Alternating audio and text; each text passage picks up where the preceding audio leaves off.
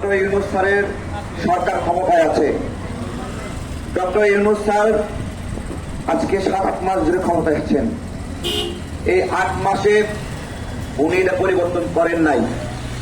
Doctor Yunus স্যারকে ইমানের পরীক্ষা দিতে হবে, গতকাল বলেছিলাম। তাকে ইমানের পরীক্ষা দিতে হবে এই পাসপোর্ট থেকে এক্সেপ্ট ইসরায়েল তুলে দেওয়ার মধ্য দিয়ে। এটা তুলে দেওয়ার মধ্য দিয়ে প্রমাণিত হবে যে উনি ইসরায়েলের কাছে ধরা নাই, আমেরিকার কাছে ধরা নাই। আমরা কোন বিদেশি শক্তির কাছে ধরা আছে এরকম রাষ্ট্রপ্রধান চাই না। শুধু এটা সার্বভৌমত্বের প্রশ্ন, আমাদের মুসলিম সার্বভৌমত্বের প্রশ্ন। প্রিয় ভাইয়েরা, আমাদের জাতিসংঘ থেকে বলা হয়েছে এই পুরা মার্চ মাসে ফিলিস্তিনে কোনো খাদ্য যায়নি। বাংলাদেশ বিশ্বের মুসলিম দেশগুলোর মধ্যে অন্যতম রিমার্কেবল একটা দেশ। এই দেশের পক্ষ থেকে কিছু ট্রাক যাওয়া উচিত ছিল, সেখানে কিছু ট্রাক থাকা উচিত ছিল, যে বাংলাদেশের পতাকা লাগানো উচিত ছিল কিনা বলেন? শুধু একা একা ইফতারি করবো আমরা? লাল তরমুজ খাবো, আনারস খাবো, আঙ্গুর খাবো, কমলা খাবো, আর আমাদের পুরা মার্চ জুড়ে রমজান মাসে আমাদের ফিলিস্তিনি ভাইদের জন্য কোনো খাবার যাবে না? এটা তো হতে পারে না। আমরা এই ধরনের উদ্যোগ দেখতে চেয়েছিলাম, কিন্তু দেখতে পাচ্ছি না। শুধু তাই না, গতকালকে একটা টক শোতে একজন হুজুর বলল, যিনি কারাবন্দী মানুষদের নিয়ে কাজ করছেন, কারাবন্দী আলেমদের নিয়ে, তিনি বলছেন আলেমদের কোন মামলা বিচারকের কাছে গেলে বিচারক সরায় রাখে, ফাইল ফেলে দেয়। ইউনূস স্যারকে বলবো, আপনি ক্ষমতায় আছেন, আপনি বিচারকদের ভয়ের কারণ কিনা সেটা বলবেন। মানে আপনার ভয়ে বিচারকরা ফাইলটা ফেলে দিচ্ছে কিনা, নাকি মাহফুজ আলমের ভয়ে, নাকি আসিফ নজরুল স্যারের ভয়ে, নাকি ফারুকির ভয়ে? তার ভয়ে বিচারকরা আলেমদের এই ফাইলগুলো সরাই দিচ্ছে, জন্য এরকম তার বিচার নিয়ে শুনানি করলে বিচারকের চাকরি চলে যাবে। এক্সেপ্ট ইসরায়েল পাসপোর্ট থেকে, এটা পাসপোর্ট অধিদপ্তরের ইস্যু না। আমি আপনাদেরকে বলি, এটা একটা রাজনৈতিক ডিসিশন। সেই রাজনৈতিক ডিসিশন সরকার প্রধানকে নিতে হবে। এই জন্যই বলছিলাম যে ডক্টর ইউনূস স্যারকে এই মুহূর্তে ইমানের পরীক্ষা দিতে হবে যে উনি ইসরায়েলের পক্ষে নাকি উনি ফিলিস্তিনের পক্ষে। শুধু মুখে একটা বিবৃতি দেবে এটা হবে না। ওই বিবৃতি শেখ হাসিনাও দিয়েছে। 2 দিন পর পর দেশের মানুষের সিম্প্যাথি নেওয়ার জন্য বলছে সে ফিলিস্তিনের পক্ষে, কিন্তু পাসপোর্ট থেকে অ্যাকসেপ্ট ইসরায়েলটা শয়তানি করে তুলে দিয়েছে। প্রিয় ভাইয়েরা, আমাদের স্পষ্ট কথা, ফিলিস্তিন বিষয়ে কোনো ছাড় নাই।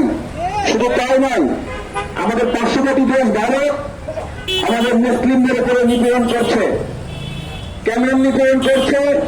বুলডোজার দিয়ে মসজিদগুলো ভেঙে ফেলছে, খামচিয়ে খামচিয়ে মসজিদ ধ্বংস করছে, কোন রাক্ষসের ধরা পড়েছে। অনেকে বলে যে বিজেপি সরকার এই সময় ক্ষমতায় আছে তাই এটা করছে। আমি বলছি ভাইয়েরা, শুধু বিজেপি না, মুসলিমদের উপরে অত্যাচারের ক্ষেত্রে বিজেপি আর কংগ্রেসের কোনো পার্থক্য নাই। আমি প্রমাণ দিচ্ছি তো। শেখ হাসিনার যখন পতন হয় তখন এই কংগ্রেস আর বিজেপি একসঙ্গে বহুদলীয় মিটিং এ বসেছিল কিভাবে শেখ হাসিনাকে রক্ষা করবে। সুতরাং এগুলো আমাদেরকে বুঝতে হবে। আমরা রাষ্ট্রের পক্ষ থেকে অনেকগুলো বিষয়ে ডিসিশন চাই। দেখেন, এখানে হিন্দুদের কোন ইস্যু আসলে হিন্দুরা রাষ্ট্র হিসেবে ভারত প্রতিক্রিয়া জানায়, খুবই স্বাভাবিক, জানাবে। আমার কথা, আমার পাশের দেশে মুসলিম নিপীড়ন হলে আমার দেশ মুসলিম রাষ্ট্র হিসেবে কেন প্রতিক্রিয়া জানায় না? এগুলো উত্তর একটা একটা করে দিতে হবে। আমরা সোজা কথা, মাহফুজ আলমের কাছে ইসলামের পক্ষে কোনো সহযোগিতা চাই না, কিন্তু এই বক্তব্য আমরা বরদাস্ত করবো না। ইসলামপন্থীদের রাষ্ট্রকল্প তুমি করতে দিবা না মিয়া। তোমার কোনো সহযোগিতা আমার প্রয়োজন নাই। তুমি বলার হিম্মত কই পাইলা ইসলামপন্থীদের রাষ্ট্রকল্প তুমি করতে দিবা না? তোমার কাছে কে সহযোগিতা পাইছে? আমরা সহযোগিতা চাই না। তোমরা তো জায়গায় জায়গায় অসহযোগিতা করছো, জবাব দিতে হবে।